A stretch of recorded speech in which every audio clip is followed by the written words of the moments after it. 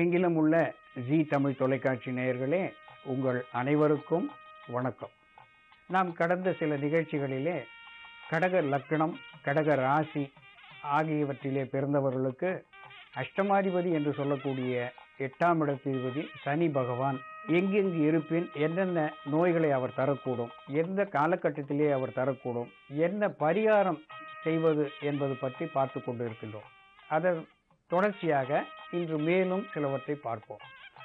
கடக லக்னம், கடக ராசியிலே பிறந்தவர்களுக்கு 5வது இடமான விருச்சிக ராசியிலே சனீஸ்வர பகவான் இருக்கின்ற காலகட்டத்திலே வயிற்றை சார்ந்த இடத்திலே பிரச்சனைகளை அவர் தருவார்.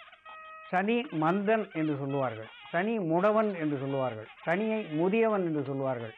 அவருடைய குணாதிசயங்களை வைத்துதான் அப்படி பல வகையிலே அவரை குறிப்பிடுவார்கள். அந்த வகையிலே வயிற்றிலே சனீஸ்வர பகவான் இருந்து 5வது இடத்திலே இருந்து அவருடைய திசாபுத்தியை நடத்துகின்ற காலகட்டத்திலே வயிறு என்பது நமக்குள்ளே எரிகின்ற ஒரு பெரிய அடுப்பு.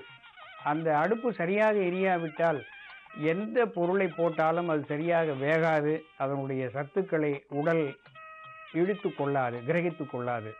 ஆகவே அந்த வயிறு சரியாக இருக்க வேண்டும் என்பதனால்தான் அந்த வயிற்று தீயை சரி செய்பவனை வைத்தியன் என்று சொல்லுவார்கள்.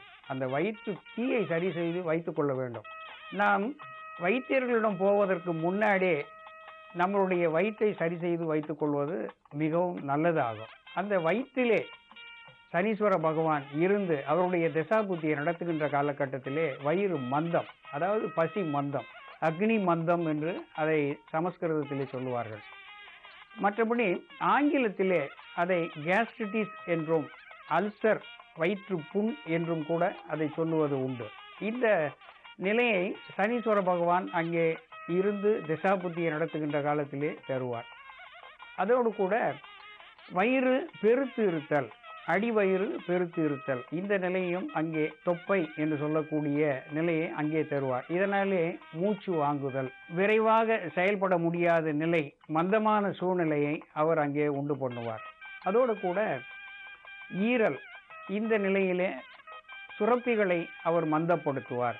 கல்லீரல், மண்ணீரல், இந்த நிலைகளிலே சுரப்பிகளை அவர் மந்தப்படுத்தி நம்முடைய நோய்க்கு வெகு காரணமாக அங்கே இருப்பார். சனீஸ்வர பகவான் இருந்து இந்த திசாபுத்திகளை நடத்துகின்ற காலத்திலே மருத்துவரிடம் செல்லுகின்ற போது இது புரியாத ஒரு புதிராகத்தான் இருக்குமே தவிர, இது கிரகத்தினாலே ஏற்பட்ட ஒரு நோயாக இருக்குமே தவிர உடல் கூரோடு ஒன்றுபட்டதாக அவர்களால் கண்டுபிடிக்க முடியாத ஒரு சூழ்நிலை ஏற்படும். ஆகவே வயிற்றிலே சனீஸ்வர பகவான் இருக்கின்றாரா, அவருடைய திசாபுத்தி நடக்கின்றதா என்று பார்த்து சனி பகவானை பிரீதி செய்து கொண்டு பின்னர் மருத்துவரை அணுகுவது மிகவும் உசிதமாக இருக்கும்.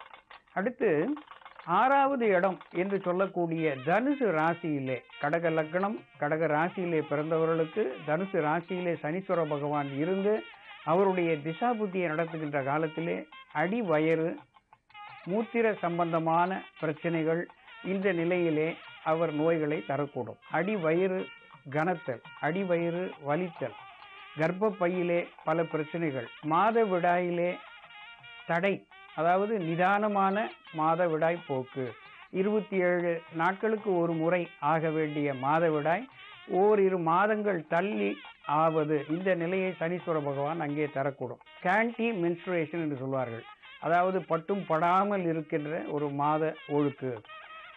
அதே போல இர்ரெகுலர் மென்ஸ்ட்ரேஷன் என்று சொல்வார்கள், அதாவது ஒழுங்கற்ற மாதவிடாய், இந்த நிலையும் அங்கே தரக்கூடும். அதோடு கூட லுகேரியா என்று சொல்லக்கூடிய வெள்ளை போக்கு, அதையும் அவர் தரக்கூடும். ஏனெனில் கர்ப்பப்பையிலே சனீஸ்வர பகவான் புண்களை உண்டாக்கக்கூடிய ஒரு திசாபுத்தியை அங்கே நடத்துவார். ஆக கடக லக்னம், கடக ராசிக்காரர்களுக்கு 6வது இடம் சத்துரு ஸ்தானம், ருண ரோக ஸ்தானம் என்று ஜோதிடத்திலே சொல்லுவார்கள். அந்த நோய் ஸ்தானத்திலே அஷ்டமாதிபதியாக இருக்கக்கூடிய சனீஸ்வர பகவான் இருந்து நோய்களை நிச்சயம் அங்கே உண்டு பண்ணுவார். அதோடு கூட இடுப்பு வலியையும் அவர் தரக்கூடும்.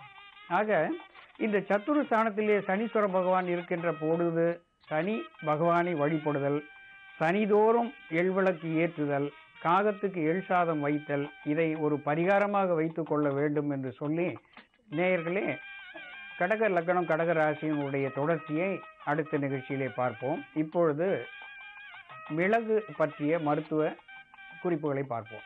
மிளகு அதிலே காரம் அதிகமாக இருக்கின்றது. அதற்கு காரணம் பெப்பரைன் என்ற வேது பொருள் அதிலே கலந்திருப்பதனாலே அது மிக காரத்தன்மை உடையதாக இருக்கின்றது. அதிலே மிளகிலே கால்சியம், பாஸ்பரஸ், ரியாசின், தயாமின், ரிபோஃப்ளவின், அயர்ன் ஆகிய தாது பொருள்களோடு சத்து பொருள்கள் மிகவும் நிறைந்து உள்ளது. ஆக இந்த மிளகு நமக்கு வேண்டிய ஒரு மல்டி விட்டமின் டேப்லெட் என்று சொல்லக்கூடியது போல பல மருத்துவ வேதிய பொருள்களை நமக்கு தருகின்றது. இதை உணவிலே சேர்ப்பதினாலே நமக்கு இத்தனை பொருள்களும் இலவசமாக கிடைக்கின்றது என்பதற்கு நாம் மகிழ்ச்சி அடைய வேண்டும். ஆகவே நாம் உணவிலே அடிக்கடி மிளகை சேர்த்து கொள்ள வேண்டும். மிளகை பைப்பர் என்று சொல்லுவார்கள், ஆங்கிலத்திலே பெப்பர் என்று சொல்லுவார்கள். இதை பெப்பரைன் என்ற வேதிய பொருள் கலந்து உள்ளதனாலே அதை கொண்டு இதை பெப்பர் என்று சொல்லுவார்கள். இது வாயுவை கலைக்கக்கூடிய தன்மையுடையது, வெப்பத்தை அதிகப்படுத்தும் தன்மையுடையது, எந்த விதமான உணவு பாதையிலே இருக்கின்ற வீக்கத்தையும் இது குறைக்கக்கூடிய தன்மையுடையதாக இருக்கின்றது. மிளகு என்று சொல்லும் பொழுது உணவுக்கு சுவை தருவதாகவும் இருக்கின்றது, மனம் தருவதாகவும் இருக்கின்றது.